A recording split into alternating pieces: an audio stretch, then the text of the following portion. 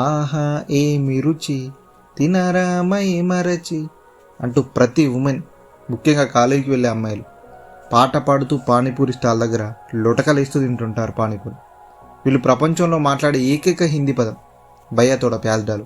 ఇది మాట్లాడి నాకు మొత్తం హిందీ వచ్చిందని చెప్పి ఫీల్ అవుతుంటారు.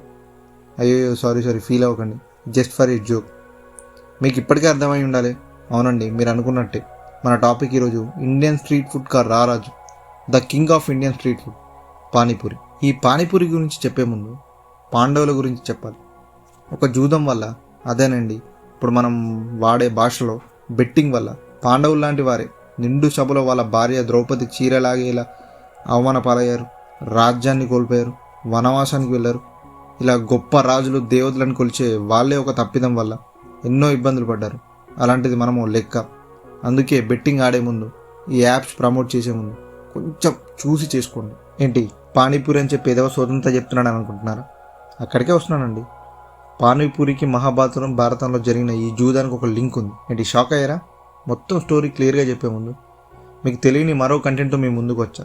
సో ప్లీజ్ సబ్స్క్రైబ్, అలానే గంట కూడా కొట్టేయండి. ఇంకా వీడియోలోకి వెళ్తే, ఎస్, మీరు విన్నది నిజమే. పానీపూరి పాండవుల వనవాసం టైంలో ఉద్భవించిన, అంటే పుట్టిన ఒక వంటకం. వీళ్ళు అన్నీ కోల్పోయి వనవాసానికి వెళ్ళే టైంలో పాండవుల 5గురితో పాటు ద్రౌపది కూడా వెళ్ళింది కదా. అయితే ఈ ద్రౌపది ఈ 5గురికి చేసేంత వనరులు, అంటే ఇట్స్ మీన్స్ సరుకులు అక్కడ దొరికేవి కావు. అయితే తను ఉన్న వాటిలో వీళ్ళకి ఎలా చేసి పెడుతుందో టెస్ట్ చేద్దామని చెప్పి పాండవుల అమ్మ ద్రౌపది అత్తగారైన కుంతీదేవి ఒక పరీక్ష ముందు పెట్టింది. తను ద్రౌపదికి మిగిలిపోయిన బంగాళదుంప, అదే మన భాషలో ఆలుగడ్డ, ఒక 2 ఇచ్చి, కొంచెం గోధుమ పిండి ఇచ్చి, దీంతో నీ 5గురు భర్తలకి వంట చేసి పెట్టు అని చెప్పి ఒక పరీక్ష పెట్టింది. అప్పుడు తను చేసిన వంట అందరినీ ఆశ్చర్యపరిచింది. అలా మన అందరి ఫేవరెట్ పానీపూరి పుట్టింది. ఈ పానీపూరికి ఇంకో స్టోరీ కూడా ఉంది. దీన్ని మాడిఫై వెర్షన్, అంటే ప్రజెంట్ ఏదైతే తింటున్నామో అది మగధ సామ్రాజ్యంలో, ప్రజెంట్ సౌత్ బీహార్ ఆ ప్రాంతంలో 400 ఏళ్ల కిందట మొదట దాని ప్రస్తావన ఉంది అని పురాణంలో అనుకుంటున్నాను. కానీ దానికి ఖచ్చితమైన ప్రాపర్ రీజన్ అది అయితే లేదు. దాన్ని ఆ టైంలో పుల్కా అని పిలిచేవారంట.